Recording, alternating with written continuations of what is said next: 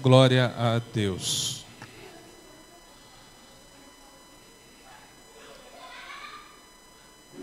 Eu vou deixar esse microfone aqui, se tiver algum comentário ou algo assim. Vou virar a câmera um pouquinho mais para cá.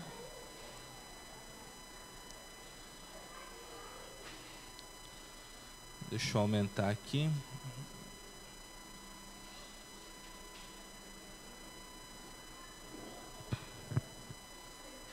Glória a Deus.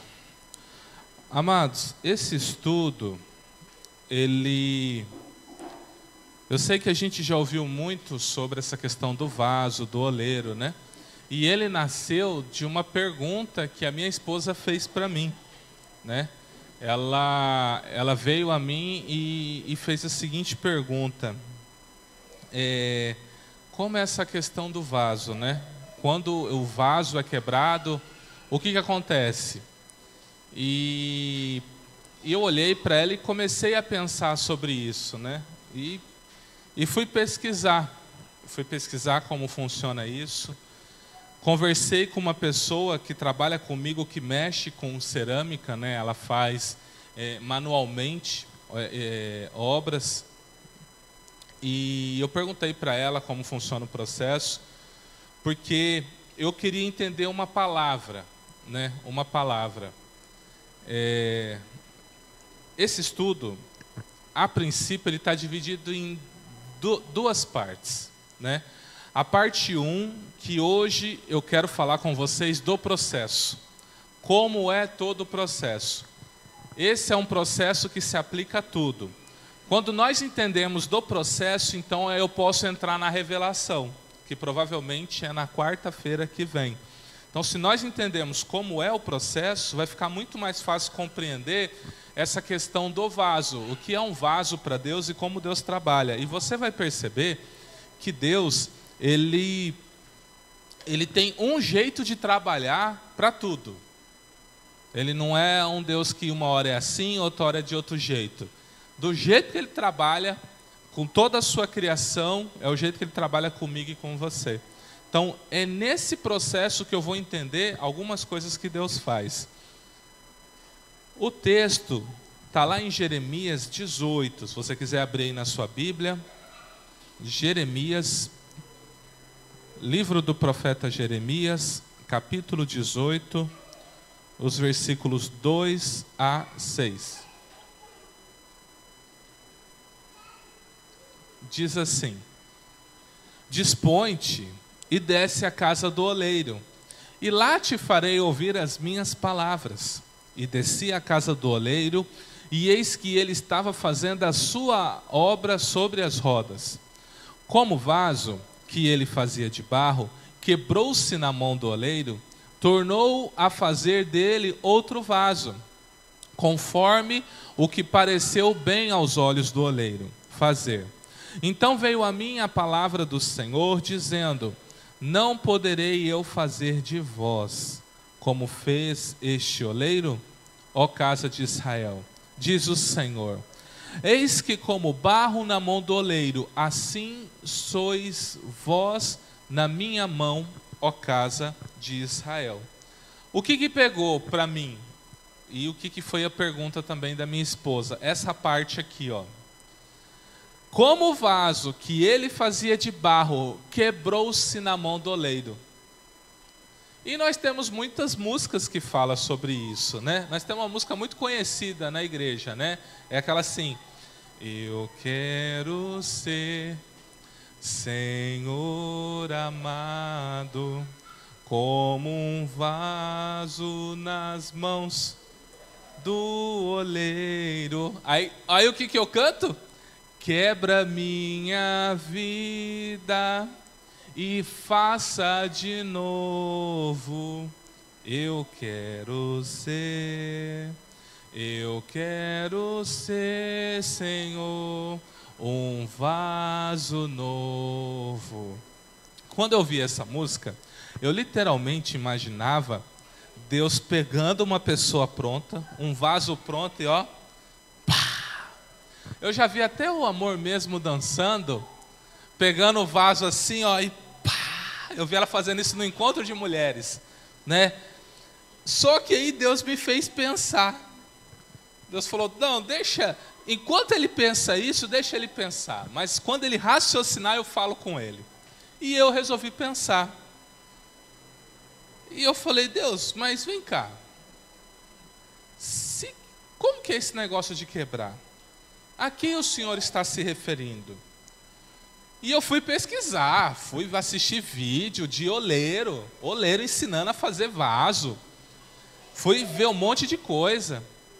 E eu encontrei vídeo de pessoas ensinando a como você restaurar um vaso. É a coisa mais assim, se a pessoa não for muito boa, o vaso fica muito feio. Porque ele começa a juntar as trincas, e aí ele vem com uma camada de argamassa, de cimento, aí ele tem que pintar algo assim, ou seja, se for um bom restaurador, você nunca vai perceber que aquele vaso um dia foi trincado. É o que muitos arqueólogos fazem. Eles acham algo de muitos anos atrás, né? Data-se que essa questão de fazer vaso em barro tem mais de 4.500 anos. Então, ou seja, é um processo muito antigo. E eles acham e levam para pessoas específicas que conseguem restaurar o máximo possível, para deixar o mais próximo do original. Só que, na essência, o vaso está quebrado. Então, o que significa? Como o vaso que ele fazia de barro quebrou-se na mão do oleiro. E se eu disser que isso aqui é uma fase, é um dos processos, não é o processo final. E se eu disser para você que a gente pensou a vida inteira que Deus ia pegar eu depois de pronto, caso eu quebrasse, caso eu trincasse, e ele ia deixar 0 bala. A gente já pensou assim, já não pensou desse jeito? E se eu disser para você que não? Uma vez quebrado, para sempre quebrado. Esse quebrado aqui, se eu não tiver equivocado, se eu não tiver esquecido, são pelo menos 8 processos até um vaso chegar na onde ele precisa chegar. Aqui a gente não tem nenhum exemplo, né? Lá em casa também não tem, então não tem como. Mas vocês sabem, um vaso de cerâmica, um vaso de porcelana, ele vai passar por um grupo de processo. E à medida que a gente for falando, você vai perceber o seguinte: é a minha vida. Você acabou de descrever muitas fases da minha vida, e você vai perceber que é Deus trabalhando. Então Deus queria ensinar para o profeta como é o trabalhar dele na minha e na sua vida. E esse é um trabalhar que demora a vida inteira.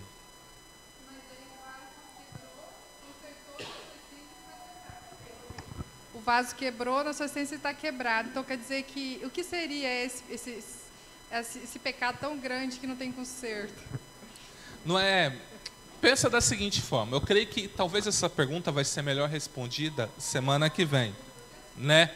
Mas assim, o que eu posso te adiantar é o seguinte: você chegou num ápice, você deduz que você está pronto, você chegou a essa conclusão, estou pronto, Deus pode me ungir, missionário, pastor, pode me mandar abrir igreja, eu estou pronto. Acontece algo e você cai. Eu não digo que é um pecado, às vezes uma traição, às vezes uma decepção. Aconteceu alguma coisa que você caiu e rachou. As pessoas vão olhar para você e falar o seguinte: olha, eu lembro de você 10 anos atrás. Você tinha um outro brilho, você continua servindo a Deus, você continua fazendo as coisas para Deus, mas as pessoas olham para você e falam assim: parece que antes era mais feliz que agora. É algo que eu recebi na minha vida. Pode ser. Você está entendendo? Então assim, é algo que aconteceu comigo. Mas se eu chegar à conclusão que eu estou pronto, mas você vai perceber que nós ainda não estamos prontos. Nem os pastores estão prontos. É igual você estava falando aquele que nós estávamos conversando, pastor. Às vezes você está caminhando, de repente está tudo indo bem, pá, volta no final da fila. Você estava comentando sobre isso. Entendeu? Então, assim, você vai perceber o seguinte, né? Ele vai dizer o seguinte, ó. Eis que como barro na mão do oleiro, assim sois vós na minha mão, ó casa de Israel. Ele fala no outro ainda, Isaías 64:8. Mas agora, ó Senhor, Tu és o nosso Pai, nós o barro, e Tu o nosso oleiro, e todos nós a obra de Suas mãos. Para você entender, quando Deus ele faz uma obra, a pastora já falou, e eu creio que vocês já sabem disso. Nós somos tricotômicos, né? Nós somos um ser que é corpo, que é alma, que é espírito. Então Deus gerou um corpo para mim, Deus gerou um espírito para mim, Deus gerou uma alma para mim. O processo do vaso ocorre nos três. Ele faz o processo no corpo, ele faz o processo na alma e ele faz o processo no espírito. Alguns já está pronto, outros está fazendo. Então você vai perceber que na sua caminhada, o processo, dependendo da sua área de vida, ele está concluído. E existem outros que não. Então a gente vai passar pelo processo, você vai ver como é interessante, como que uma pessoa faz. Às vezes você olha o vaso assim, pronto, né? E pensa, nossa, né? Parece que é algo fácil. Só que um vaso, dependendo do oleiro, para ficar pronto, ele demora um processo de 1 ano. Um simples vaso. 1 ano, 1 ano. Então agora nós vamos começar a entrar nas fases, né? Quais são as fases? A primeira fase do barro é a extração do barro. O barro, ele é extraído do chão, cheio de resíduos de plantas, raízes mortas, sementes, pedras, calcário, areia e até lixo. A argila não pode ser extraída e usada em seguida. Ele não pode pegar e já fazer um vaso. Ele não pode. Se fizer isso, não vai dar certo. Então, primeiro ele vai lá e extrai a terra. Após a extração, o barro precisa passar pelo envelhecimento ou curtimento da argila, que é o quê? O sol, a chuva, trabalhando. Está claro por que precisamos de um amadurecimento mínimo para sermos transformados em vasos úteis? Então veja, o primeiro processo é a procura da terra. É eu escolher qual terra. Eu achei interessante, assim, eu não achei uma fonte oficial, tá? Mas eu vi muitos textos falando sobre isso. Diz que tem 200 tipos de barro, 200 tipos de terra, mas somente 8 serve para fazer um vaso. Então, das mais variedades de terra que tem, só 8 são as escolhidas a dedo para poder fazer um vaso de barro. Hein, pastor? A gente volta lá na criação, falando a respeito desse barro. Porque Deus, eu creio que dentre esses 8 aí, Ele escolheu o melhor para nos confeccionar, né?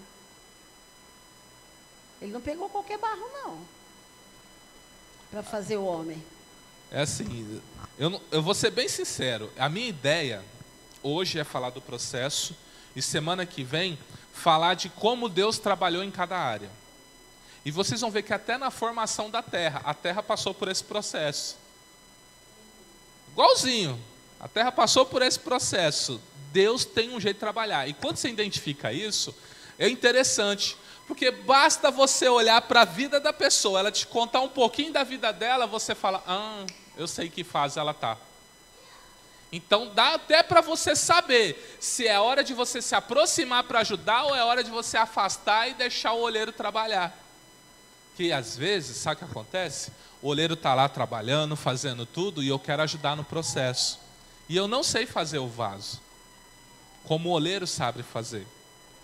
E aí eu acabo atrapalhando do procedimento. É igual a questão da borboleta, né, pastor?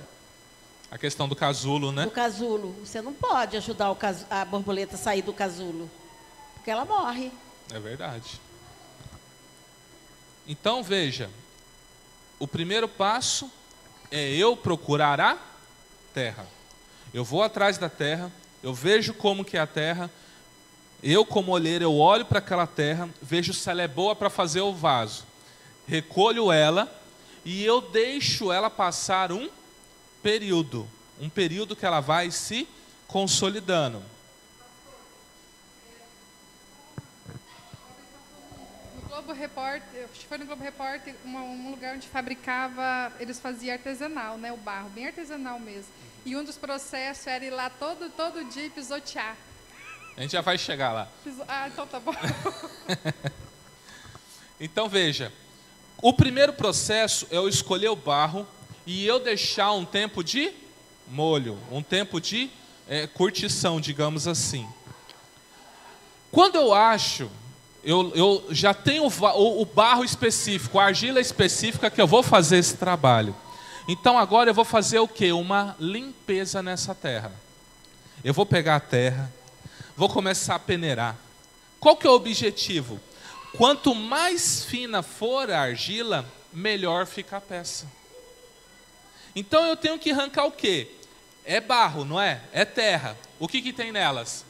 Pedras grandes, pedras pequenas, raízes. Porque eu estou arrancando da terra. Então eu começo a peneirar. Então o que acontece? A argila ela é moída, ela é separada, ela é peneirada, onde eu vou tirando toda a impureza que eu identifico. Quando eu assisti um vídeo de um oleiro, ele mostrou o processo que ele mostrou é um pouco mais sintetizado que esse. Ele pega a terra, depois ele pega essa terra, ele tem um tanque, ele joga a terra nesse tanque com água. Quando ele faz isso, ele deixa lá pelo menos 3 meses. Pelo menos, o barro fica lá 3 meses. Passou os 3 meses, ele pega aquele barro e ele leva para uma máquina, que essa máquina faz esse trabalho de pisotear. Só que ela é cheia de lâminas. Então, à medida que o barro entra, a lâmina pega as raízes e vai jogando de lado. Ela não consegue separar as pedras, mas ela separa as raízes. Então vem o barro. Quando ele pega aquele barro lá, ele coloca na roda e começa a moldurar. E à medida que ele molda, ele vai sentindo as pedras na mão, ele para, tira a pedra, faz o conserto e volta. Esse é o processo dele. É o jeito que ele trabalha para fazer as coisas. Mas o padrão, ou o padrão que sempre é o cultivado, ou o mais artesanal possível, são esses 8 passos que a gente está falando aqui. Então imagina você, né? Você veio para o Evangelho, você veio para o Senhor, você veio com tudo, né? Todas as raízes, todas as pedras, toda a sujeira, você veio imundo para Deus. Então Deus pega você, o que Ele faz? Deixa um tempo. Então você vai perceber que normalmente a pessoa nova na fé, ela raramente faz alguma coisa. Por quê? Não tem nem como fazer. E a própria Bíblia orienta a gente a tomar cuidado com pessoas novas, porque elas não têm o entendimento, não têm o amadurecimento. Então, eu tenho que tomar cuidado em dar cargos de liderança para pessoas que não têm experiência. Elas vão acabar fazendo alguma coisa. Então, aquela pessoa vem, às vezes ela fica 1 ano, 2 anos, né? 3 anos, até mais, né, pastora? Até muitos anos, quietinha ali no canto dela. Ela vem num culto, ouve uma palavra, uma ministração, sai uma raiz.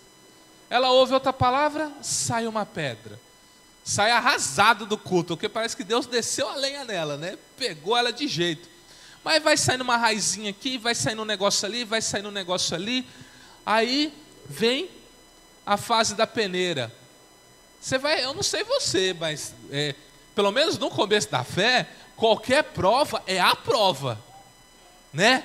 Quando você está maduro, para ser prova tem que ser um trem violento, né? Acabou comida, acabou energia, né? Então, mandaram você embora, é prova violenta mesmo. Mas no começo da fé, às vezes uma afrontinha, né? Uma pessoa que nunca brigou com você naquele dia, você falou, oh, Deus, só foi eu virar crente, olha a prova, olha a luta, olha o levante. Qualquer prova, qualquer peneirinha que Deus faz é o suficiente, né? Para mexer com a minha estrutura. Mas Deus vai trabalhando para quê?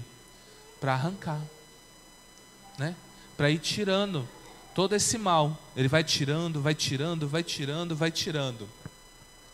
E agora que ele tirou? Agora é a fase da mistura. Olha só, irmãos.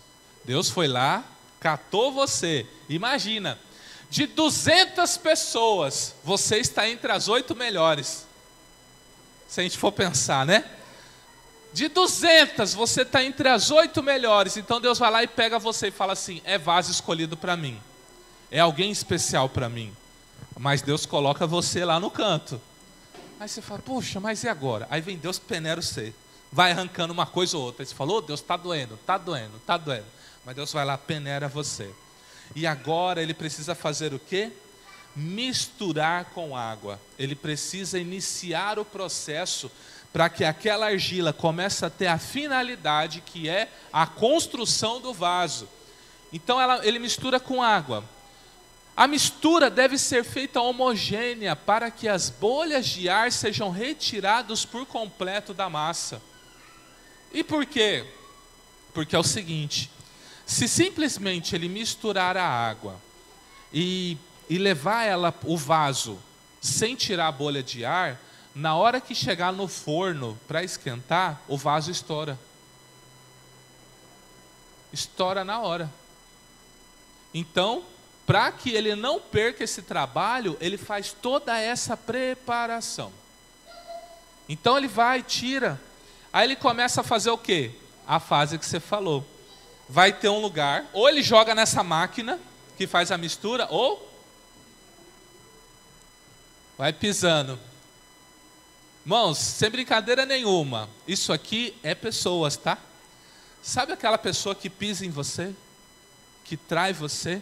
Que fala mal de você? E você pensa que é o diabo? É agente de Deus para a sua vida. E o cara está pisando. Só que assim, eu ouvi algo muito interessante. Não queira ser um instrumento de justiça na mão de Deus. A pessoa que Deus levanta para te pisar, um dia, Deus vai vir nela para cobrar porque ela pisou em você.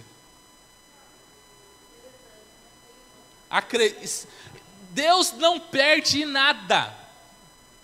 Deus não perde nada. Um dia, sem querer, Deus usou você para pisar em alguém. Mas Deus vai vir em você e vai falar, por que você pisou?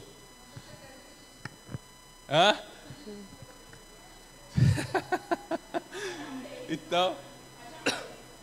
Então assim, Deus vai levantando essas pessoas aí, certo?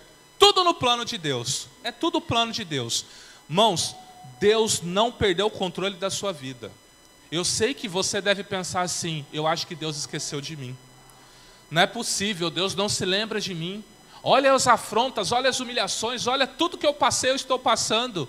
Mas Deus fala, calma, eu estou trabalhando no barro. É um processo. Eu estou lá, consolidando. Porque eu ainda quero jogar você no fogo ainda. Então eu preciso te consolidar. E vem.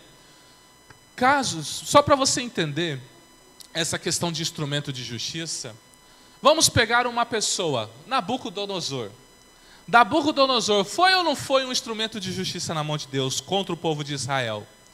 Foi lá, catou o povo, levou cativo. O que Deus fez com ele? Fez ele virar bicho. Ele ficou 7 anos como um animal. Deus cobrou.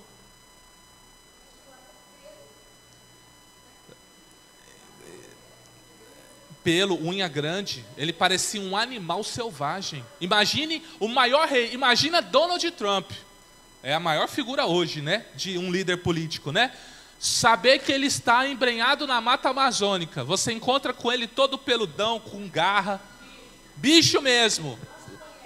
uivando e tudo. Se você for, ele ataca jacaré, ataca onça, ataca sucuri, ataca tudo. Era assim que Deus fez com Nabucodonosor. Porque instrumento de justiça, Deus uma hora pega. Por isso que Jesus falou o quê? Orai pelos vossos inimigos, abençoa aqueles que te maldizem. Porque se você pede justiça, Deus faz, mas Ele vai cobrar de você essa justiça.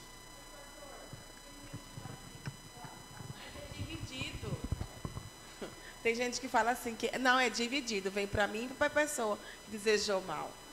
Na verdade, Deus ele trabalha com uma balança. Você chega para Deus e vai cobrar uma justiça. Você foi injustiçada, certo? Você pegou, vamos supor que a Eva injustiçou você. Deus pega a Eva, mata ela, desce a mão, põe um câncer, sei lá, você falou alguma coisa para Deus. Deus vai pegar a balança dele. Porque se é filha dele, você tem direito de pedir justiça. É um direito seu. Deus pega a balança. Então Deus vai olhar para a vida da Eva e vai olhar para a sua vida. Se a Eva estiver fazendo exatamente o que ele quer, ela está bem com ele, certo? Mas você não está. E você pediu justiça. Então, por você ter pedido justiça, Deus vai colocar vocês duas na balança dele. Quem pesar, ele desce a mão. Então, na hora que você está pesando, você fala assim, Deus, eu perdoo a Eva, abençoa a vida dela, você começa a subir na balança, você começa a subir. Deus, prospera ela, Senhor, eu sei que ela me fez o mal, mas eu declaro bênção sobre a vida dela, cuida dela, que ela se arrependa, que ela venha ter uma vida reta, próspera. Aí você está lá, ela está lá embaixo, o que Deus vai fazer? Eva, vamos ter uma conversa.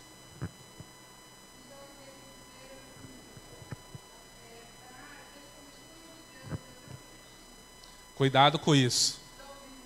Cuidado. É assim, nós estamos muito, assim, nós somos salvos pelo Novo Testamento, pela Nova Aliança, mas nós queremos que o Deus do Antigo se manifeste na minha vida. Você entendeu a visão? Eu sou aquele assim, eu creio em Jesus, eu quero a graça, mas na hora da justiça eu quero aquele Deus que manda fogo do céu. Eu quero aquele Deus que sai, pega Davi com espada, mata, rasga todo mundo. Porque eu não aceito ser injustiçado.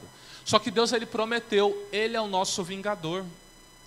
Ele faz a justiça por nós. Eu lembro um dia, ano passado, né? Está aqui a irmã Luana, ela é prova disso, ela sabe. A gente passou por uma injustiça muito grande ano passado. E era difícil. Sabe quando você se cala para não orar? Sabe quando você fica assim, Deus, se eu abrir minha boca eu peço justiça. Sabe quando você nem ora, só para não pedir justiça? Tipo assim, eu fui traído de tudo, qualquer lado você imaginar. Né? Então assim, aí você ora e fala, Deus, e agora? O que eu faço? Como eu procedo? E eu lembro que um dia eu fui eu fui acompanhar minha mãe num monte e chegou um rapaz. Era escuro, irmãos, estava escuro. Ele chegou para mim e falou assim, você de camisa vermelha? Eu olhei para a camisa e falei, como ele sabe que é vermelha? Aí eu falei, pois não. Ele falou, olha, Deus manda dizer para você o seguinte, eu tenho o meu meio de operar minha justiça. O rapaz nem sabia o que estava acontecendo. Ele falou assim, eu tenho o meu meio de operar minha justiça. Tipo, segue a sua vida e deixa eu operar a justiça. Eu falei, tá bom, Deus. Por quê? Qual que era a vontade? Se eu sou homem de Deus, que caia fogo do céu. A vontade era essa. Que nem Elias fez, né? Quantas pessoas Elias matou com essa brincadeira? Se eu não me engano, umas 150 pessoas. Mas para o Elias foi Deus. Se eu sou homem de Deus, que caia fogo do céu. Ele não era homem de Deus? Tinha que cair fogo do céu. Mas a graça, ela não opera dessa forma. A graça manifesta o amor de Deus, a misericórdia de Deus, o perdão de Deus. Então, Deus ele fala para mim e para você, nós temos que andar nesse espírito. Os discípulos de Jesus, quando eles ficaram irritados, né? E eles falaram assim, Senhor Jesus, o Senhor não quer que a gente ore e caia fogo do céu? Que venham os anjos do Senhor e consuma? Olha a resposta que Jesus dá para eles. Parem com isso. Vocês não sabem que espírito vocês são. Vocês são participantes do Espírito Santo. O Espírito Santo não pede para matar ninguém. Eu quero que você prova para mim que Ananias e Safira foi o Espírito Santo que matou esses dois. Não foi. Foi Pedro. Acabou. Você entendeu? Pedro falou assim: por que vocês mentiram para o Espírito Santo? Morre. Ele não falou assim: por que vocês mentiram? Assim diz o Senhor, morra. Não foi uma ordem de Deus matar aquele povo. Foi algo que ele fez debaixo de uma unção que ele tinha recebido. Vai responder por isso? Com certeza. Já se apresentou no tribunal de Cristo. É igual a questão do Eliseu com aqueles 41 homens, né, pastor? 40 homens. Não foi Deus que mandou ele matar aqueles 40 homens porque estava debochando dele, né? Eles realmente, ele determinou que era para morrer e morreu. Bem interessante isso aí. Entendeu? Então assim, você vai ver casos específicos de Deus dando ordem. Casos específicos, casos pontuais. Mas na nova aliança, você vai ver que Deus tem um outro trabalhar. Qual trabalhar? Salvação, graça. Até para o mais miserável dos homens. Até para o mais pecador dos homens ou da mulher.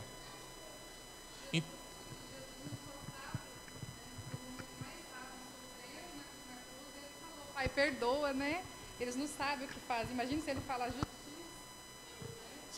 O que você acha que aconteceu se ele falasse assim: pai, o negócio é o seguinte, me arrependi, não estou aguentando ver a criação zombando de mim. Pode descer a lenha. O que você acha que aconteceu com aquele povo lá? Já estava o céu negro. O céu já estava negro. Né? Qualquer dia a gente prega sobre isso, porque que o céu estava negro, o que estava acontecendo ali. Mas já estava acontecendo muita coisa ali. Entendeu? Mas a gente tem que ter o quê? Esse mesmo coração. Então, às vezes, Deus vai permitir, né, que instrumentos de justiça sejam levantados só para me consolidar, né? Para fazer com que eu pegue, liga. Então vem, e vai pisando, e vai pisando, e vai pisando. É dolorido? Com certeza. Quem passou por isso sabe o quão difícil é essas coisas. Pastor, Oi. deixa eu só fazer uma colocação. Às vezes, a própria pessoa acha que ela é justa demais. Então, ela não aceita que Deus venha tratar por causa da sua própria justiça. Você já imaginou se Jesus falasse assim, ó, quando o povo disse, solta Barrabás? Ele olha, não, esse cara é o pecador, ele é o que mata, ele é o que rouba, eu não faço nada, então eu estou saindo de ré. Você já pensou isso? Até mesmo a questão do ladrão, né? O ladrão na cruz, né? É o ladrão na cruz, não o ladrão da cruz, tá? Se a gente fala ladrão da cruz, ele não foi crucificado porque ele roubou uma cruz, tá? Ele é um ladrão que foi condenado e colocado numa cruz e teve esse mesmo mal. E enquanto um zombava dele, se você é filho de Deus, salva a gente. O outro falava assim, rapaz, você está louco, ele é justo. Ele é justo. Nós merecemos o que nós fizemos, mas ele não fez nada para merecer isso. O Senhor lembra de mim, tá? Lembra de mim. Jesus falou, hoje mesmo você vai estar. Aguenta só algumas horinhas aí. Já vamos estar junto. Esse é o espírito da nova aliança. Então, por mais tentado que eu seja a pedir justiça com aquela pessoa que bateu no meu carro, que me prejudicou no serviço, e às vezes tentou me prejudicar. Irmãos, até na igreja, tá? Não se iluda. Eu tenho aí meus 20 anos de igreja, a pastora tem os seus 30, né, pastora? Então, não sei quantos anos os irmãos têm, mas assim, na igreja você vai encontrar muita gente que vai fazer de tudo para te derrubar. Eles pensam que vou usar um termo bem chulo, tá? Se puxar o meu saco, vai conseguir coisa. E não vai. Eu vou olhar o quê? Chamado e trabalho. Os pastores vão olhar chamado e trabalho. Você tem chamado? Tem chamado para louvar? Então canta. Não tenho, mas quero... Quem quer uma pessoa dessa cantando? Fala, meu irmão, você vai evangelizar, você é chamado para isso. Não, irmão, quero cantar.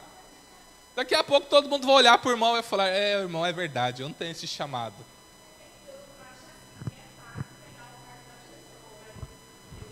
Às vezes tem atitude, fica parado, entendeu? Aí a pessoa que faz é criticada por isso. Até no serviço da gente é isso.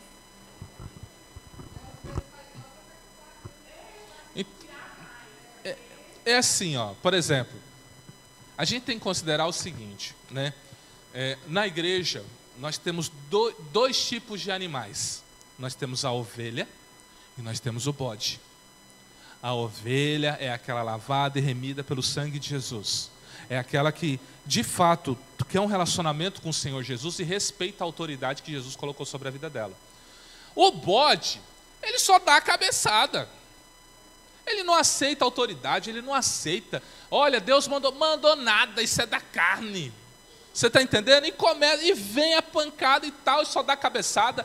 Se você vai chegar nele, ô irmão, que saudade de você. Saudade o quê? Se tiver, já tinha me ligado. Já deu uma cabeçada no seio. Você fala, eu não vou falar mais com esse troglodita aí, não.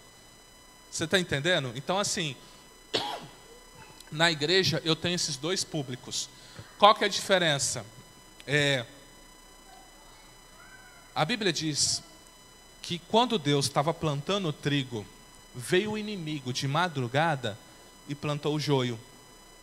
O joio, você já viu como que é um joio? É igualzinho a espiga de milho. É igualzinho. Então, no começo, é difícil você falar o que é trigo e o que é joio. Mas quando a espiga cresce e ganha uma forma maior, você fala assim, ó, esse é trigo, esse é joio. Então, se você tentar arrancar o joio, bem quando ele está nascendo, você arranca o trigo junto, porque você vai se confundir. Então, o Senhor na parábola fala assim, ó, não arranque, para não arrancar o trigo também. Então, Deus tem que deixar a pessoa se consolidar, ganhar forma como um vaso, ganhando forma, para aí ele vir e falar assim, agora eu arranco, agora eu sacudo o negócio. Por isso que tem muita igreja que às vezes chega em um determinado momento, ela está indo de vento em popa, né? Está com 100, 200, 300 membros. Vem um sacode e fica 50. E 150 vai embora, 200 vai embora. Os 200 era o quê? A maioria joio.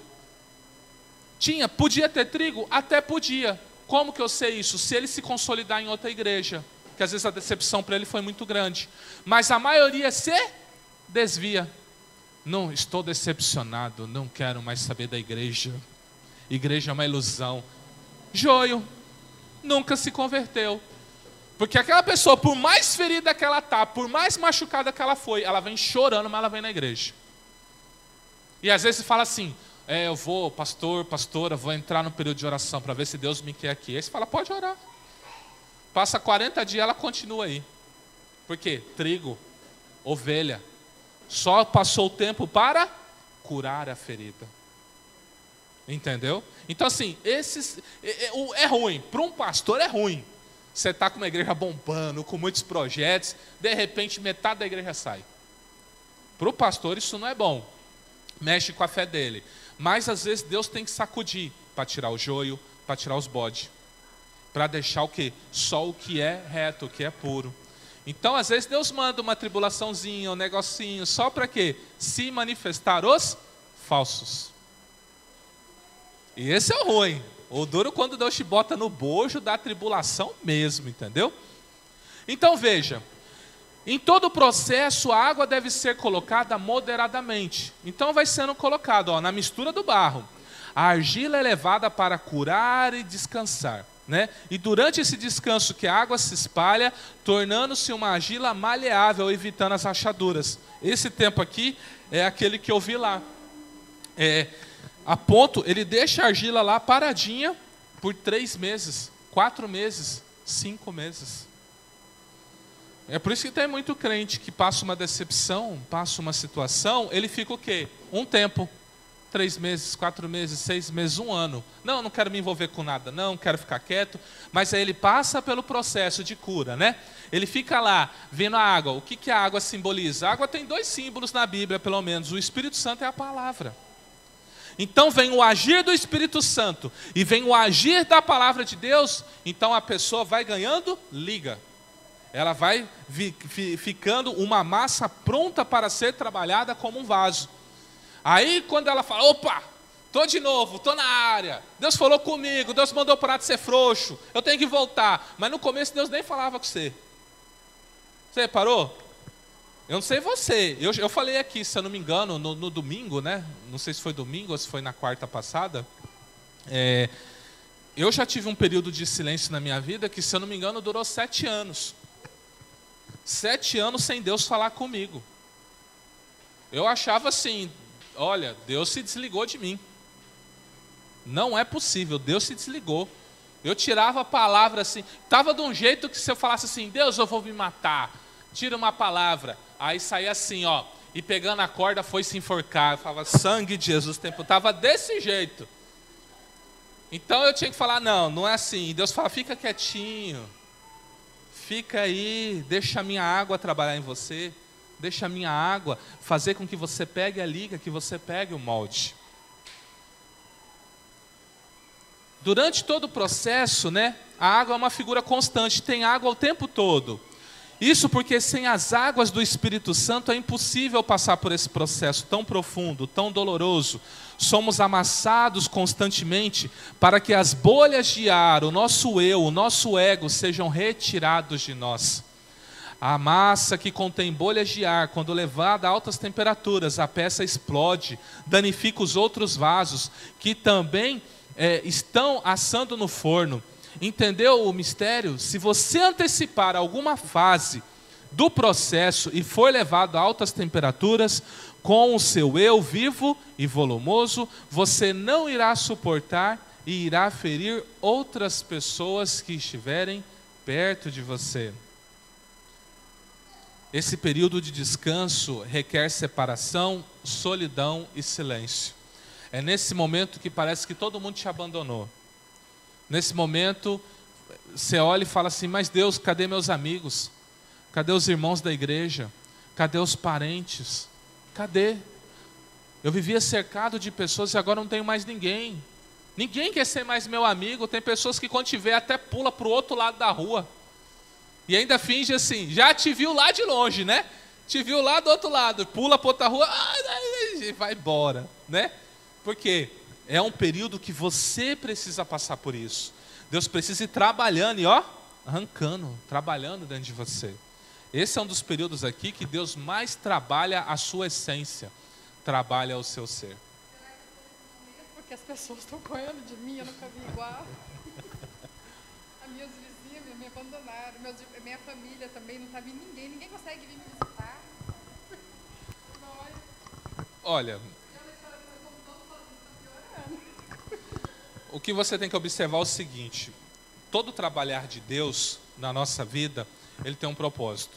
Nada é feito sem propósito, sabe? Eu sei que hoje eu não entendo. Hoje eu olho e falo assim, meu Deus, por que eu estou passando por isso? Mas lá na frente você vai agradecer por ter passado por isso. O tanto que você vai estar fortalecido, o tanto que você vai estar consolidado. E o tanto que você vai encontrar de pessoas que estão passando exatamente o que você passou, você vai poder colocar a mão no ombro e falar assim, vai passar. Ela olhar no seu olho e falar assim, eu acredito, eu vejo verdade nos seus olhos. Aí você pega um adolescente que não sabe o que é a vida, né? Estou falando de você não, tá? Só... e não, olha assim, não sei o que lá, não sabe o que é. E fala, olha, vai passar essa tempestade. Você olha para ele assim e fala, olha, eu vou entender que é Deus usando sua boca, que experiência eu sei que você não tem. Eu vou entender que Deus foi misericordioso comigo e usou sua boca. Mas eu olho nos seus olhos e não consigo ver essa verdade. Você não viveu isso. Porque na primeira lutinha que ele passa, o que ele fala? Vou me matar, meu mundo acabou, minha família não me ama, não quero mais saber. Não é assim que tá? Não é assim que está aí fora? Né? Então assim, não aguenta a luta.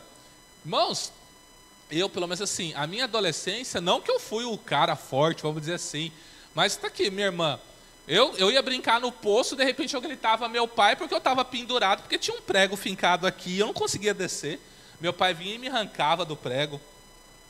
De repente eu ligava assim, pai, mãe, eu estou aqui no pronto-socorro, estou tomando um soro porque eu tive uma crise asmática.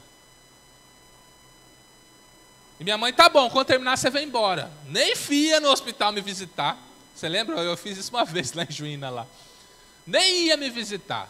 Toma o soro e vem embora. Falei, tá bom. Falei, foi embora e foi.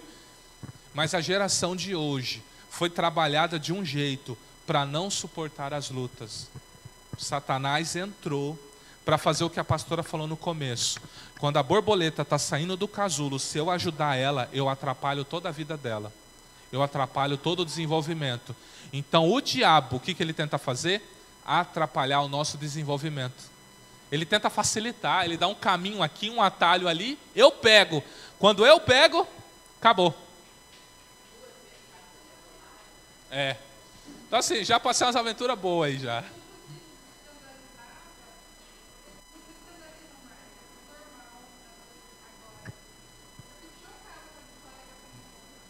Hoje em dia o negócio não está fácil.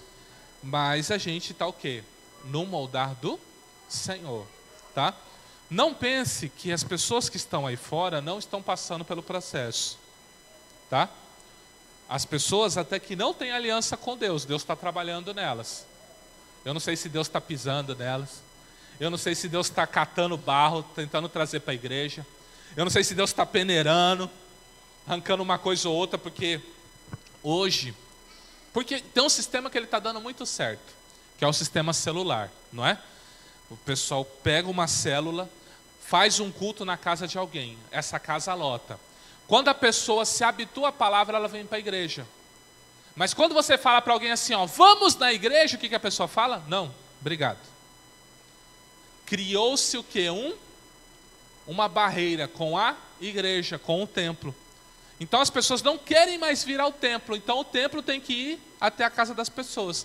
Quando ela vê que a igreja não é aquilo que ela pensava, não é esse lugar, esse bicho de 7 cabeças, então ela fala, eu vou no culto então, eu vou participar, gostei, isso aqui é diferente. Então as igrejas celulares, elas estão ganhando muitas pessoas, porque elas estão indo e fazendo esse trabalho, né? Assim... E eu confesso para vocês, a gente está em oração, a gente tem um projeto pessoal, aonde não é que a gente vai ser um sistema celular, tá? Mas a ideia é que cada um de vocês seja um discípulo do Senhor Jesus. Porque servir a Jesus aqui é fácil, não é?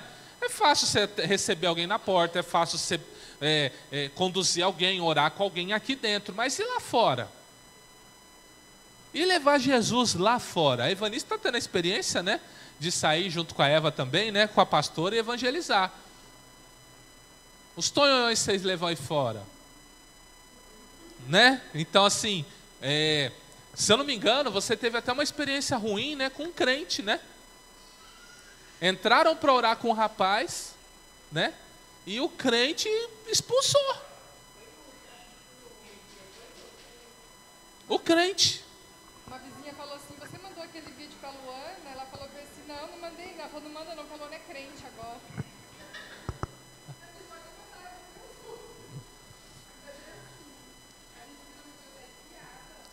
Então assim, a gente vai pedir estratégia para o Senhor, mas a ideia é o quê?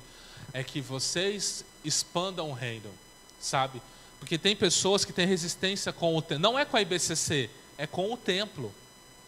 A igreja. Então você começa a levar Jesus na casa dela. E ela vai começar a sentir uma necessidade de congregar. Aí na hora que você fala assim, domingo tem culto, ela vem. Quarta tem ensino, ela vem. Sexta tem libertação, ela vem. E de repente ela vai falar de Jesus lá na casa dela, de repente a família dela toda está aqui. É porque aqui o catolicismo é muito forte, né? A gente tem um amigo nosso, né, pastora? Um grande amigo nosso, a gente considera ele um dos nossos mentores. Ele está lá em Curitiba. É Colombo a cidade que ele está? Colombo. Lá, ele falou que é 1000 vezes pior que aqui. Paraná. Entendeu? Lá é muito pior que aqui. Ele falou assim, acho que tem uma irmã dele, né, que já tem muitos anos um trabalho, né, e tem 20 pessoas. Muitos anos. Mais de 10 anos. Nós aqui, com menos de um ano, temos 20 pessoas. Você entendeu? Então, assim, é difícil. A Coab São Gonçalo é um desafio? Porque aqui nós temos dois demônios para enfrentar. O demônio da idolatria e o demônio das trevas mesmo, né? Que é essa questão do espiritismo. Muitas pessoas aqui vão na igreja e vão na macumba. Ele vem na igreja no domingo e na quarta está batendo tambor. Tem pessoas que vêm na igreja aqui, né? Que a gente está dando umas prensas nelas, né? Falando, ó, se arrepende, se converte. Mas quando dá, vai bater tambor. A gente fica até pronto na sexta-feira quando a pessoa vem. Você está entendendo? Mas, ou seja, acha normal estar na igreja e acha normal receber o guia lá. Eu posso ser um vaso de honra na mão do Espírito Santo, mas prefiro ser um cavalo na mão de Satanás. Vai entender, né?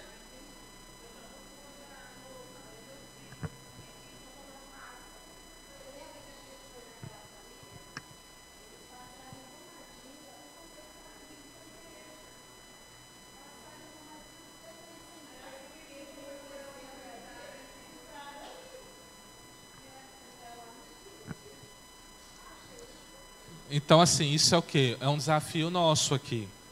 É um desafio. Nós temos duas estratégias. Estratégia 1, recuar. Estratégia 1 é recuar. Não, deixa lá, eu não vou mexer com isso, tenho medo disso. Estratégia 2, enfrentar. E fazer o que está fazendo. Evangelizar, anunciar culto, convidar pessoas para vir na igreja. Sabe? E nós, pastores, não temos o poder que vocês têm. Nós cuidamos de ovelhas, nós não geramos ovelhas. Quem gera ovelhas é vocês.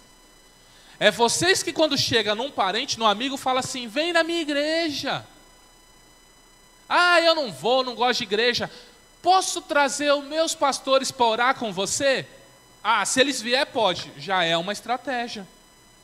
Se eles gostarem da gente, a gente fala, vem no culto, vem lá, vem.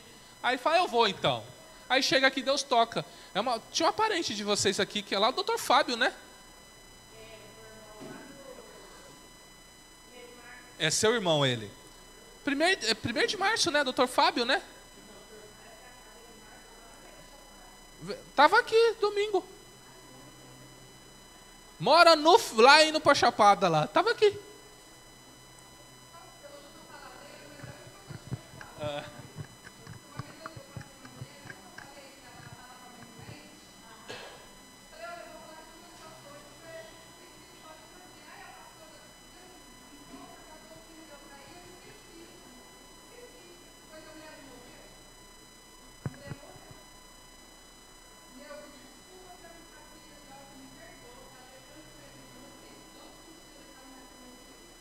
Pensa assim, irmã, Deus está no controle de tudo, tá? Não se culpe dessas coisas, né?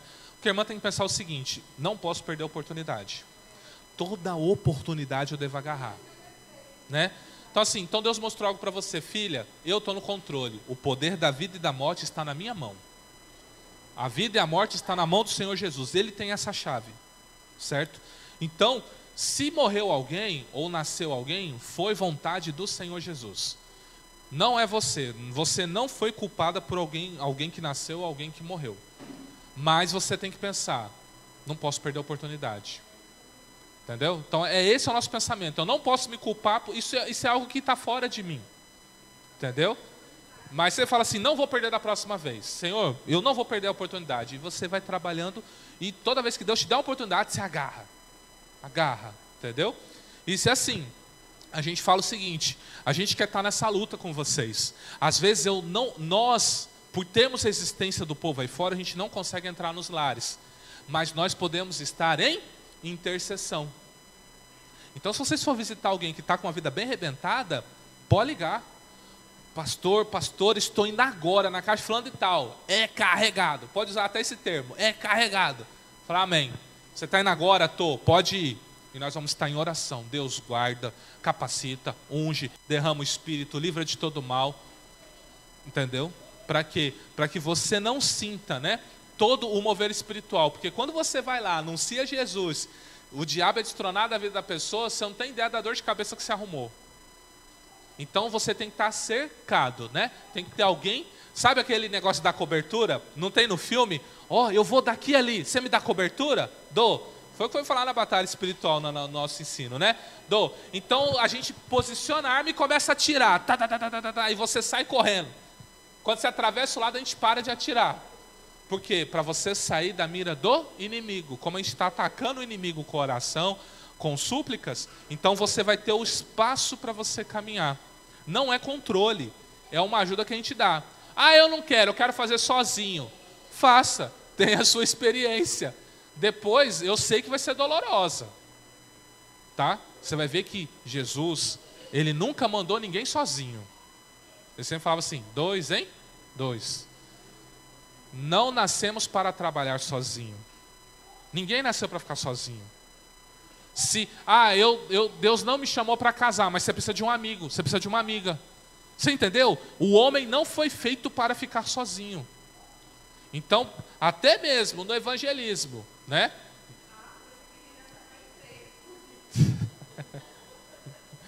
Entendeu? Então assim. Então veja, nós já passamos por 3 processos, certo?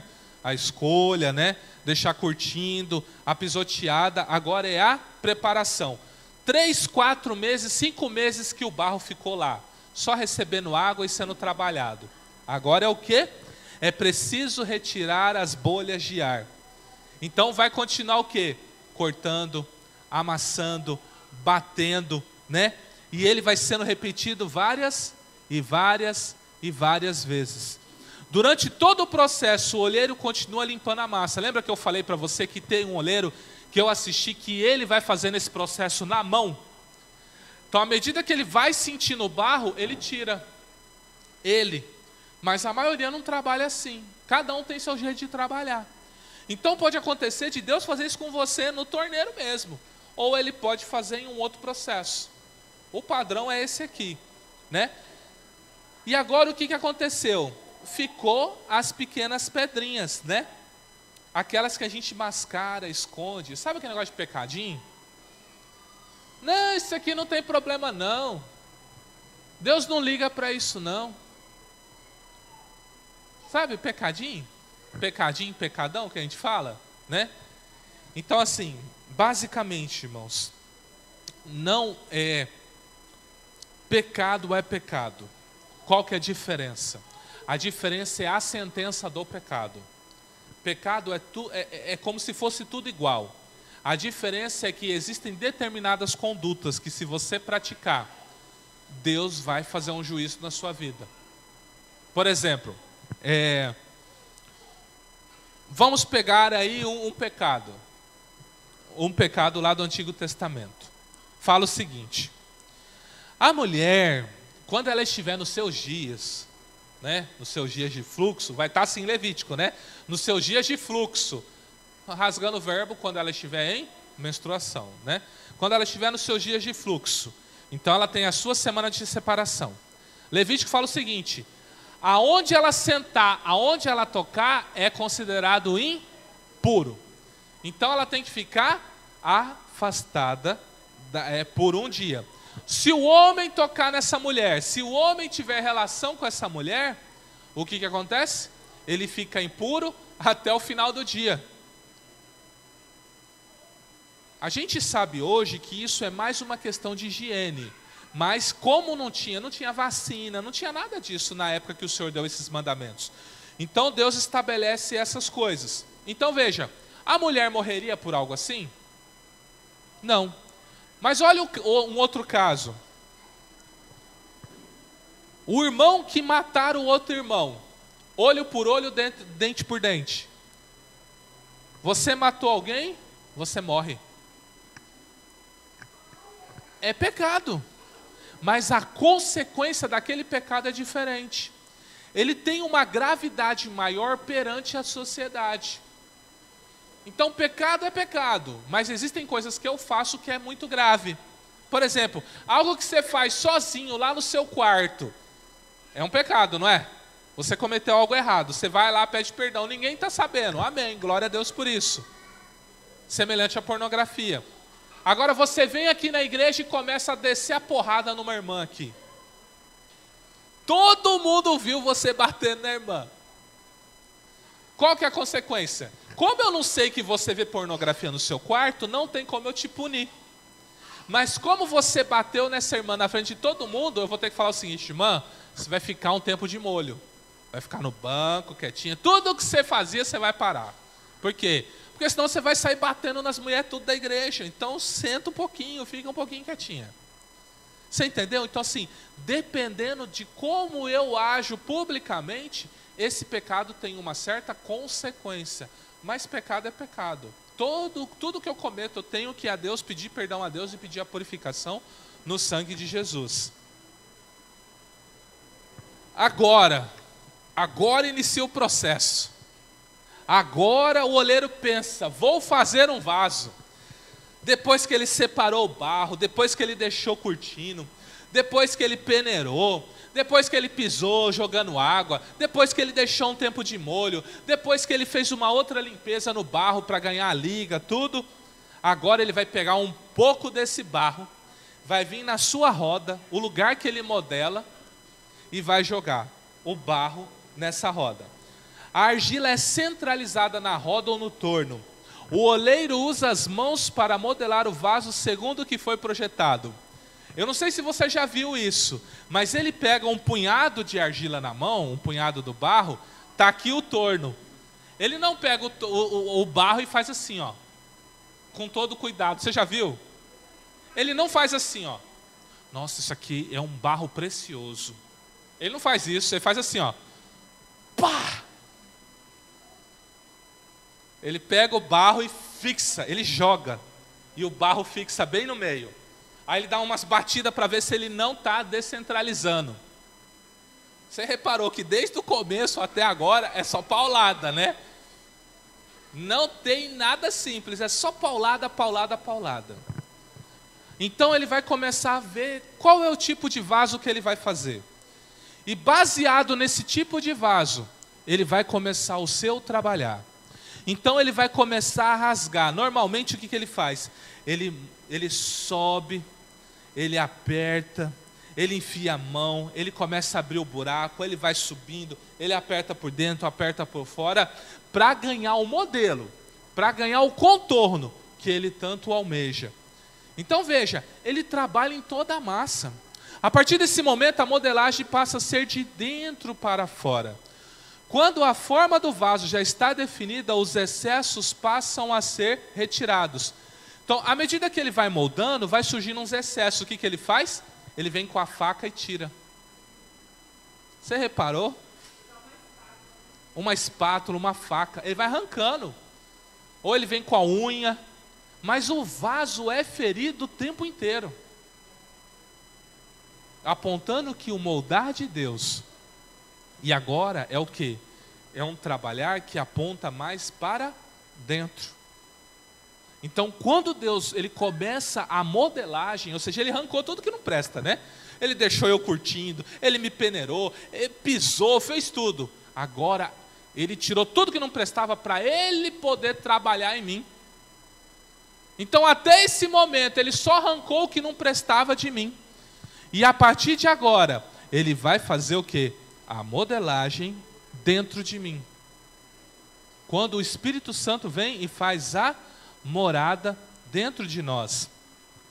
Depois de limpos e maleáveis, através da ação contínua do Espírito Santo, o oleiro nos coloca no centro da sua vontade, e é ali, bem no centro, que somos moldados por suas mãos hábeis e precisas, segundo o propósito que ele tem para nós. Nós então teremos a profundidade e o tamanho exato para sermos usados segundo a sua vontade. Durante essa fase, parece que a parte dolorida já passou. Não é verdade. Quando estamos na roda é que o oleiro rasga o interior do vaso.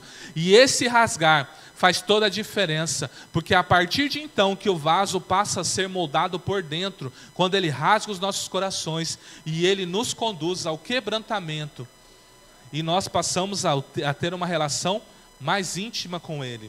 Salmo 51:17, um coração quebrantado e contrito não desprezarás, ó Deus. Então esse é um trabalhar muito violento dentro de nós, quando ele começa a trabalhar dentro. Qual é a boa notícia? É que todos os excessos são retirados.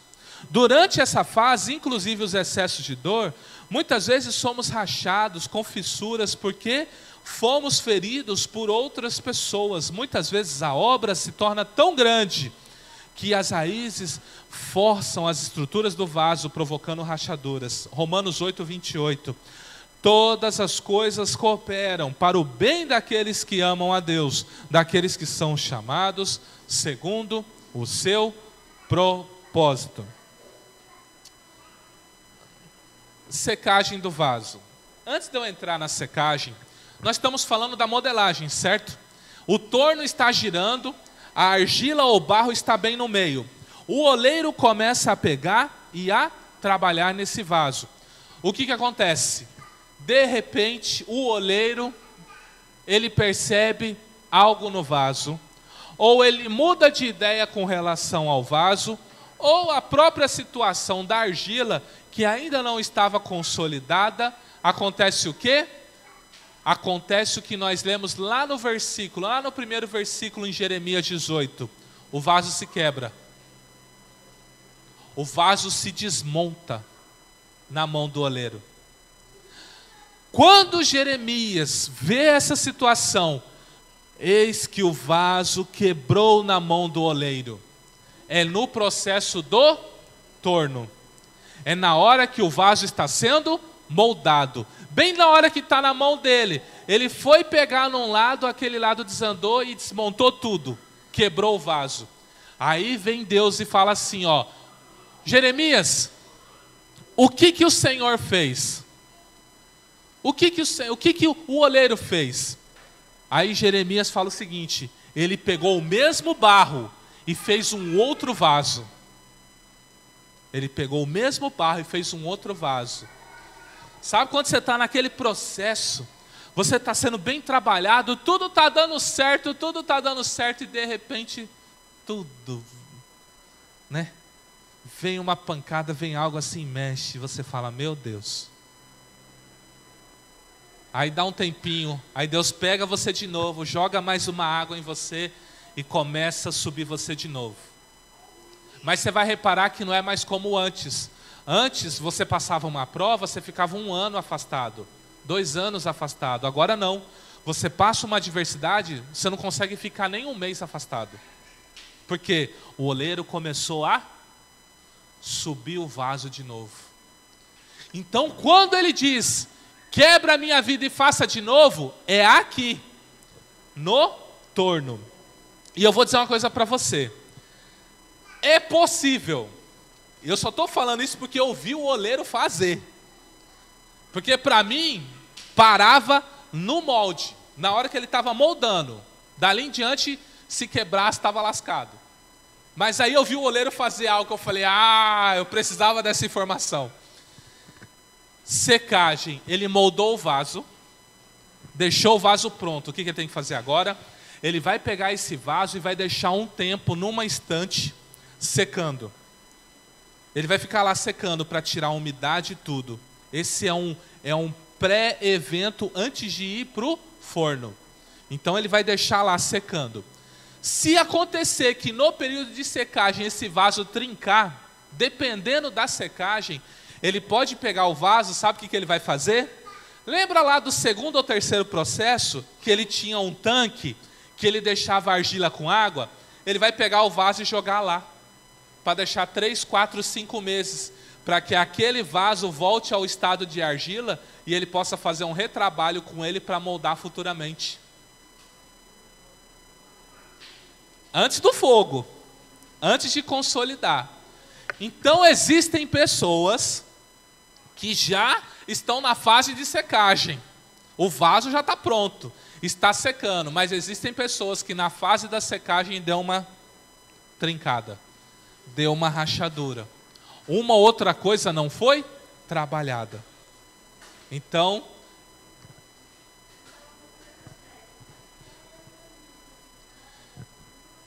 até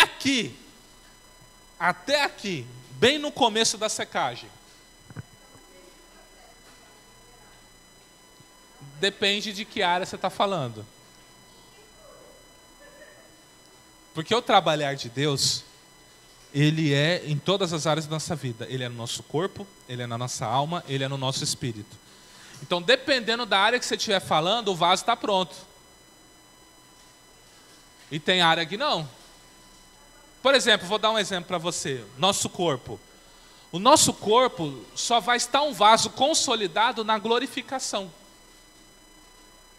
Quando eu tiver um corpo semelhante ao corpo de Jesus, porque a Bíblia diz que assim como ele é, nós o veremos e o seremos, então eu vou ser um vaso. Corpo. E o espírito? A Bíblia diz que a carne é fraca e o espírito está pronto.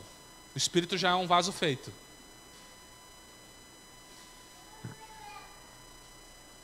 E olha o que habita no meu espírito. O que habita no seu espírito?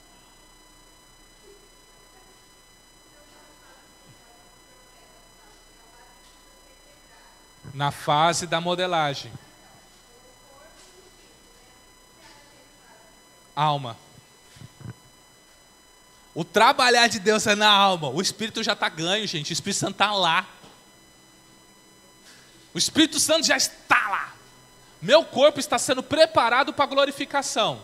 Estou sendo moldado, certo? Com as obras de justiça eu estou sendo moldado para ter um corpo glorificado. Mas a minha alma está aqui, ó.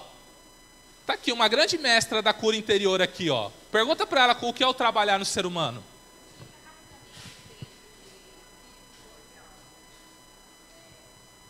Explica rapidamente a diferença de espírito, corpo e alma.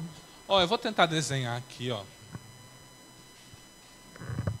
Ó, vou tentar desenhar um bonequinho, tá? Não liga não se for meio feio. Eu vou virar a câmera aqui.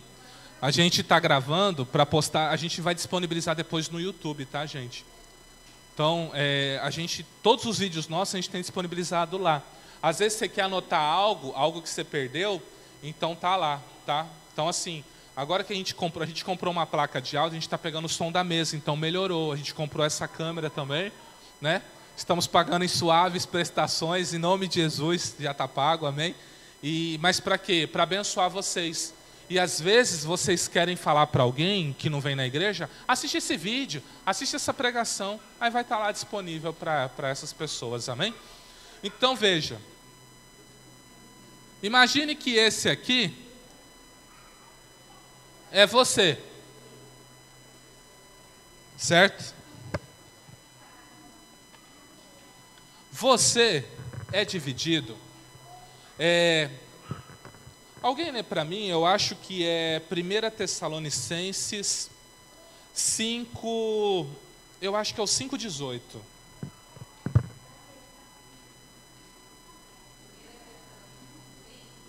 Eu acho que é o 5,18.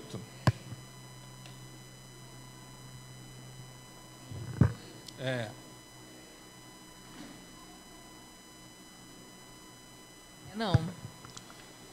Tá por aí, tá no 5. Vê se é o 5,23 então. Falando diferença de corpo, alma e espírito? Vai falar assim, ó, e mantenha irrepreensíveis o vosso corpo, alma e espírito. É um texto assim.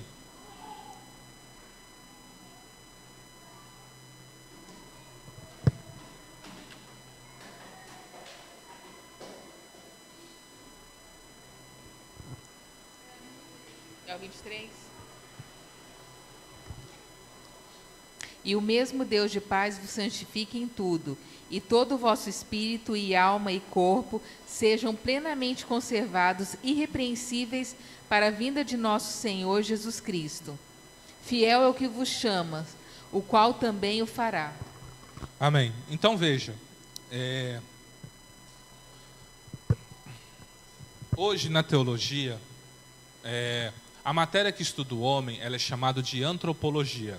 Essa é a matéria que estuda o homem. na teologia tem duas visões acerca do homem. Uma se chama visão dicotômica ou dicótomo, e a outra tricotômica ou tricótomo. Basicamente é o seguinte: esse texto aí, ó, do jeito que você está lendo ele, dependendo da tradução, é a crença do tradutor. Então tem Bíblia que vai dizer o seguinte: e você, que Deus vos santifique, né, e vos abençoe, e mantém plenamente, né, irrepreensíveis o vosso corpo, vírgula, e alma, vírgula, e espírito. Se tiver escrito parecido com isso, a pessoa que traduziu essa Bíblia, ela é uma pessoa que tem a visão tricotômica. Se tiver escrito assim, ó, e Deus mantenha irrepreensível, santifique o vosso corpo e alma e espírito, como se fosse uma coisa só, então ele tem a visão dual, dicotômico. Você entendeu? Então assim, eu não sei se você sabe, mas quem tem a Bíblia na linguagem de hoje? Não se ofenda com o que eu vou falar, tá? Você pode ler isso na sua introdução. Mas eles fizeram essa Bíblia porque eles achou que o brasileiro é burro. É só você ler. Na introdução está escrito bem assim, ó. Olha, considerando que o texto da Bíblia é um texto difícil e os tradutores querendo facilitar, então eles contextualizaram a mensagem. Ele falou o seguinte: você não vai entender o que está escrito aqui, então deixa eu escrever para você entender. Então, além da tradução, ele trouxe a interpretação. Então tem textos aí para você que ele não corresponde muito ao original. Ele corresponde à visão do tradutor. Por isso que é bom você ter mais de uma Bíblia, para você comparar as versões. Aí você vai falar, mas por que essa Bíblia diz isso e essa Bíblia diz isso? Você entendeu? Então assim, pessoas que estudam a Bíblia, normalmente ela tem várias versões, justamente para poder estudar. Então veja, nós somos tricotômicos. Nós cremos que nós temos um corpo, né? Quando você olha para mim, o que você vê? Meu corpo. Dentro de mim tem mais duas essências, um espírito e uma alma. Certo? Então eu coloquei o preto. O preto aqui, ele equivale ao corpo. O roxinho aqui, ele equivale ao espírito. E o rosinho aqui, ele equivale à alma. Porque a alma é delicada, né? Não pode se magoar, qualquer coisa, né? Tá tomando pancada, vamos dizer assim. Qual que é a função do corpo? Qual que é a função desse corpo? Ele tem praticamente uma função: interagir com o mundo natural. Você tem 5 sentidos, você lembra disso da escola? Visão, audição, tato, olfato, paladar. Como você interage com o mundo? Com os seus 5 sentidos. Você vê, você cheira, você ouve, você toca, você sente, certo? Essa é a sua comunicação com esse mundo. Sem o corpo você não interage. Por exemplo, nesse momento tem anjos e demônios por aqui. Ao nosso redor. Por essa razão, os demônios precisam de um corpo, porque eles são espírito. Ao nosso redor? Ao nosso derredor. Não, eu estou falando do anjo. Ao nosso redor? Ao nosso redor, os anjos. E o nosso derredor? Não, o anjo. Hã? O anjo. Oh, meu Deus. O inimigo. Então veja. Por que nesse momento... Ó, eu vou falar... Não era nem para eu entrar nesse assunto, tá? Você quer ter experiência com o mundo espiritual? Quem quer ter experiência com o mundo espiritual? Quem quer ter? Chega na sua casa hoje, desliga todas as luzes, fecha as cortinas e fale assim, ó, revele-se. Eu nem preciso, porque de vez em quando eu chego lá em casa, tem um demônio do tamanho do gigante, fica lá encostado. Ele tem um lugar que ele gosta. Um dia o pastor estava lá em casa, não tinha o demônio subindo na varanda, né, pastor? É porque assim, ó, para vocês entenderem, vai parecer estranho o que a pastora falou. Ué, pastora, como assim tem um demônio na sua casa? Que negócio é esse? É porque assim, quem mexe com batalha espiritual, qual que é a tendência? O ataque. Por isso que nós falamos para você, vai fazer um evangelismo, vai visitar alguém, liga para a gente. Porque a tendência é dele sair da casa da pessoa e ir para a sua. Então nós dando cobertura, outras pessoas dando cobertura, a gente pede para Deus expulsar esse inimigo. Entendeu? O objetivo não é que a gente quer vigiar vocês, não. A gente quer ajudar vocês na caminhada. Amém? Então veja, quer ter uma experiência? Eu sei você, lá em casa é assim, ó. Lá eles apagam tudo a luz. Aí eu tenho que ir no banheiro, por exemplo, de madrugada. Eu sei que tem algo na cozinha. Eu sei que tem. Eu lembro uma vez que a gente estava orando com alguém, foi a primeira vez que eu vi com os meus olhos um demônio. Nós estávamos orando e essa pessoa estava sendo atacada por um demônio. O nome desse demônio é Omulu. É Omulu. Pastora, é Omulu ou Onolu? Onolu. Onolu, né? É. E o nome do demônio que estava atacando essa pessoa era Onolu. O que aconteceu? Nós estávamos em campanha de oração por ela. Eu tô vindo do banheiro, tô fechando a porta do quarto assim, e eu olho bem pro escuro. Quem que tá lá parado olhando para mim? O Onolu. Eu não fui pesquisar. Eu nem tive curiosidade de saber quem era aquela criatura. Aí eu comecei a falar como ele era.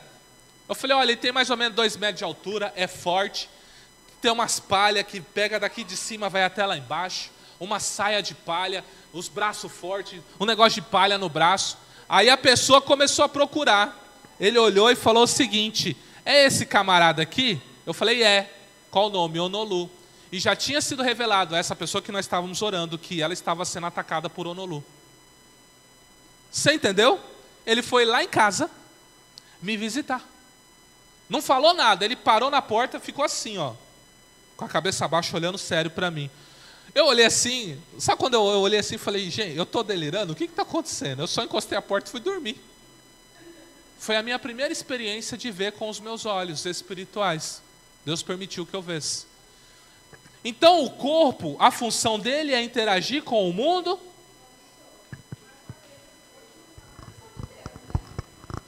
Ó, eu vou entrar agora. Ó, o corpo. O corpo ele interage naturalmente, certo? O seu espírito, o que ele é? Se você for estudar o espírito, você vai ver que as nossas emoções, os nossos sentimentos e as nossas vontades, ela está aqui, ó, na alma. Recentemente a ciência provou que acho que o espírito existe. Com umas pesquisas que eles fizeram. Mas não sei se é o espírito ou se é a alma, é um deles. Então, Hebreus 4:12 vai dizer o seguinte: a palavra de Deus, ela é mais afiada do que uma espada de 2 gumes, né? Ela é apta a discernir juntas, medula, a alma e o espírito. A alma e o espírito, eles estão intimamente ligados. Só a palavra de Deus consegue discernir e dividir. O homem não sabe o que é alma e o que é espírito. Dentro de mim. Você sabe dizer o que é o espírito e o que é a alma agora? Não sabe. Dentro de você não sabe. Eu posso te ensinar o que é o espírito e o que é a alma. Mas você aí agora você não sabe dizer. O pensamento que vem na sua cabeça é do espírito ou é da alma? Você não sabe dizer.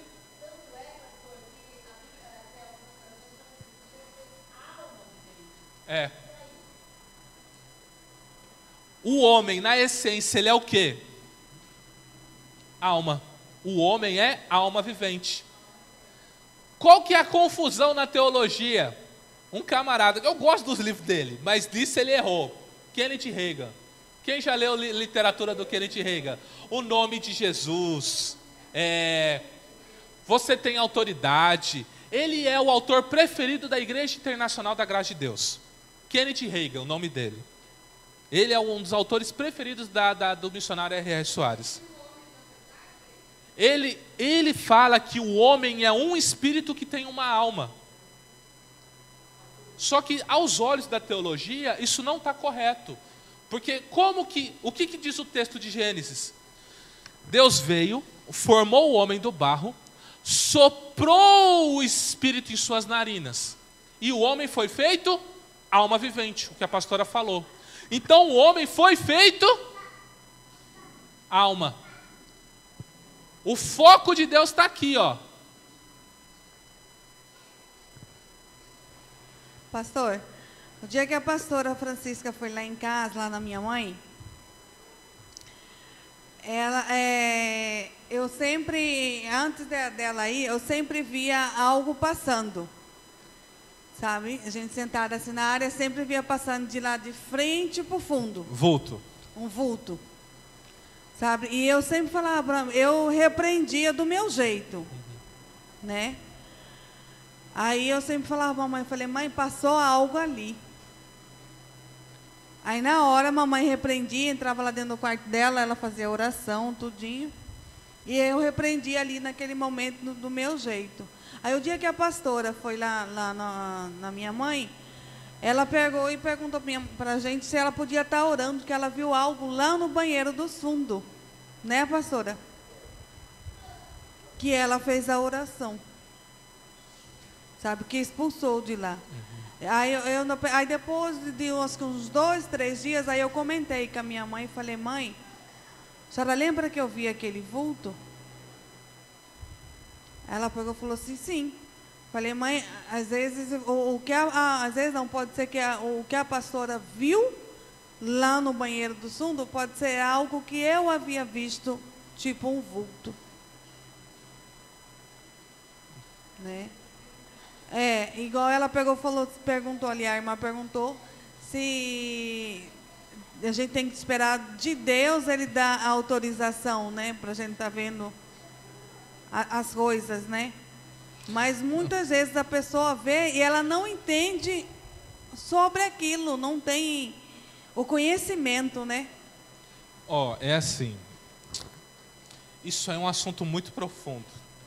Eu vou tentar responder de uma forma superficial, tá? Mas isso aí, ver coisas espirituais, é um trem muito profundo, muito sério, e há uma linha muito tênue entre você andar na luz e nas trevas. Entendeu? É muito tênue. Então isso é algo que tem que ser tratado com muito cuidado, paciência e carinho. O seu corpo, ele vê o mundo natural.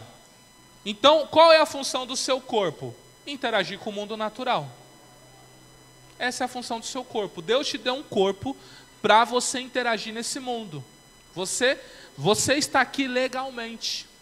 Você nunca leu um texto dizendo assim, que Jesus falando bem assim, que o ladrão, que tem que entrar pela porta das ovelhas, que o ladrão, ele entra pelo curral, ele entra pela janela. Você já leu esse texto, né? Agora eu não vou lembrar onde está ele, mas Jesus está se referindo ao quê? O homem natural, ele nasce por uma mulher, então essa é a porta natural do homem vir. Quando Satanás vem e toma um corpo, ele vem pela janela. Ele vem por algo que ele não deve vir. E isso, Deus não gosta disso. Possessão, esse tipo de coisa, Deus não gosta. Deus abomina esse tipo de coisa. Por isso que ele deu autoridade para mim e para você. Quando a gente vê, a gente tem que arrancar. Isso é proibido para Deus. Então, ele dá essa autoridade para a gente expulsar. E agora nós estamos no Espírito. O Espírito, ele vai ter pelo menos 2 funções. 2 funções. O Espírito, ele é como se fosse um... Você vai se assustar agora com o que eu vou falar. Ele é um livro. Tudo que você faz, desde o ventre da sua mãe até a hora que você morre, ele registra. Olha o que diz a Bíblia. O pó volte à terra e o Espírito volte a Deus que o deu. Então, o espírito do justo e o espírito do ímpio volta para Deus.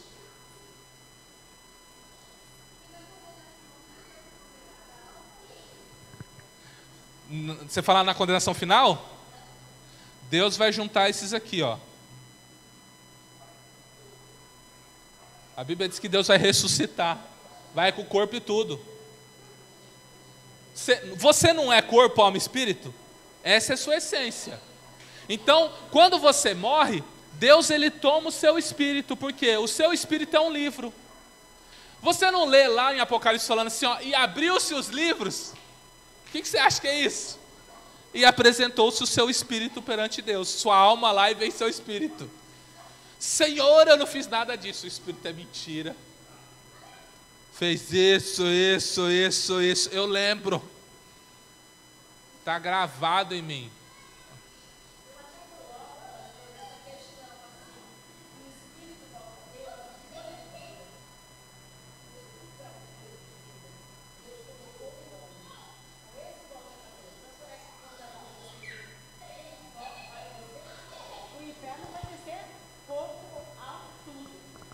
Então veja, esse é o papel 1 do Espírito, ser um livro.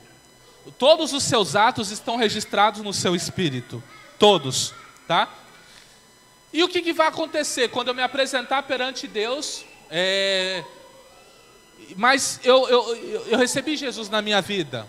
Então o sangue de Jesus vai te justificar.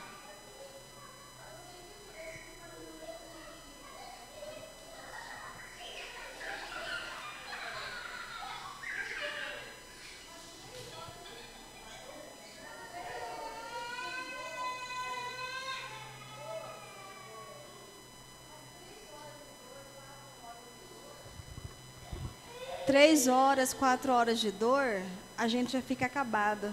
Imagine eternamente. É porque assim, ó. Sem cessar. Eu acho que nem a nossa mente consegue. Deus ele é didático, tá?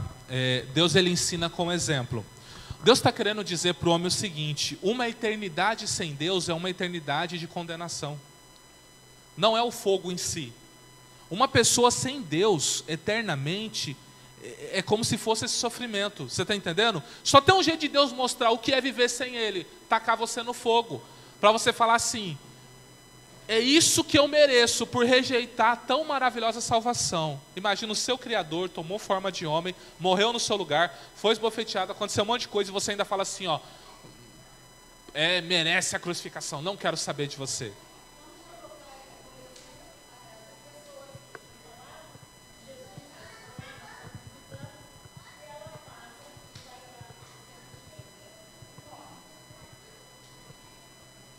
Entendeu? Deus ele é didático. O propósito dele é só ensinar. Ele está dizendo o seguinte, ó, uma eternidade sem mim é uma eternidade, é um sofrimento eterno. Então assim, e é o peso. Se você rejeitou a máxima salvação que Deus te dá, o que você merece? Você entendeu? Então assim, Deus não quer nada disso para os filhos dele. Então eu falo, é uma escolha sua. Você toma essa decisão com o auxílio do Espírito Santo.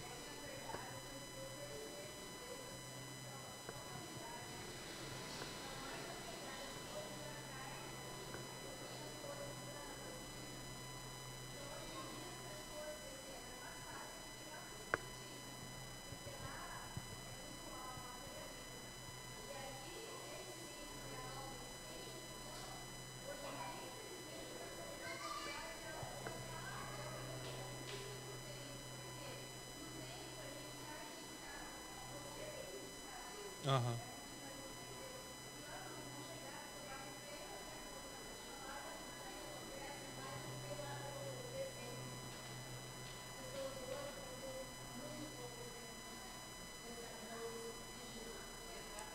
Então, ó, ponto 1 do Espírito, ser um livro, o nosso livro de vida, né? Segundo papel do Espírito, eu não tenho um corpo natural, eu também tenho um corpo espiritual. Assim como o corpo tem um papel de me fazer ver as coisas naturais, o meu espírito tem um papel de me fazer ver as coisas espirituais. É por isso que nós, mesmo não estando ligado a Deus, vemos coisas. Uma pessoa que não serve ao Senhor Jesus, ela vê todo o mundo das trevas. Ela tem visões. Ela vê coisas. Ela vê o mundo espiritual. Por quê? Porque ela conseguiu trabalhar o seu lado, digamos, o seu lado espiritual. Existe até uma glândula. O povo ensina você a ativar essa glândula. Isso é lá. Você está entendendo? E para mim e para você, eu quero ter experiências com o espiritual. Como que eu faço? Quanto menos contato você tiver com o mundo, mais o espiritual você vê. Você já reparou como eram os profetas? Como eram os profetas? Eles iam, se isolavam em cavernas. E lá eles tinham visão, viu o Apocalipse e vinha. Por quê? Quanto menos imagens eu tenho do mundo, mais o espiritual eu vejo. Nós só não vemos anjos, nós só não vemos coisas espirituais porque tem muita imagem desse mundo na nossa cabeça. Por isso que Deus fala assim, ó, guarda o Shabat, tira um dia de descanso. Tira um dia para me buscar. Por que Deus fala isso? Porque no descanso Ele vai se revelar para você. E quando ele fala para nós termos a mente de Cristo, é justamente isso. Esse visual do mundo, ele precisa sair para entrar ao mundo espiritual. É o que o pastor falou. Então, ter a mente de Cristo é isso. É no mundo espiritual. É no corpo espiritual. Ó, e para encerrar aqui, ó. A alma, nela, toda a sua essência está na alma, tá? Seus sentimentos, sua vontade, né? É ela que permeia todo o seu ser. Então, a sua mente, seus pensamentos, suas lembranças estão todas na alma. Aí Paulo vai dizer o seguinte: se você é uma pessoa carnal, o que é uma pessoa carnal? Uma pessoa carnal é alguém que tem o Espírito Santo habitando dentro do espírito, mas é guiado pela alma e pelo corpo. Essa é a pessoa carnal. Tudo que me dá vontade eu faço. É uma pessoa carnal. Tem o Espírito Santo habitando dentro dela, mas faz o que quer. O espiritual é aquela pessoa que sujeita. Tudo que o Espírito Santo fala, ele é governado pelo Espírito Santo. As direções da vida dela vêm do Espírito Santo. Então ela sujeita a sua alma, que automaticamente sujeita o seu corpo. Então o espiritual é o quê? A pessoa espiritual é aquela que é governada pelo Espírito. E o homem carnal é aquele que é governado pela alma. Mas isso é uma outra aula, né? Mas é para vocês entenderem um pouco do processo do vaso e do oleiro. Eu preciso encerrar, gente. Eu vou combinar o seguinte. A gente já falou essa questão da secagem aqui. Na próxima aula, eu vou falar do processo final do vaso, que é a questão da queima.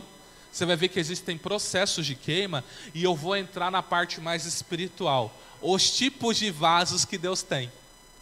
Deus tem, não vou dizer Deus, eu vou dizer o mundo espiritual tem vaso de honra, vaso de desonra.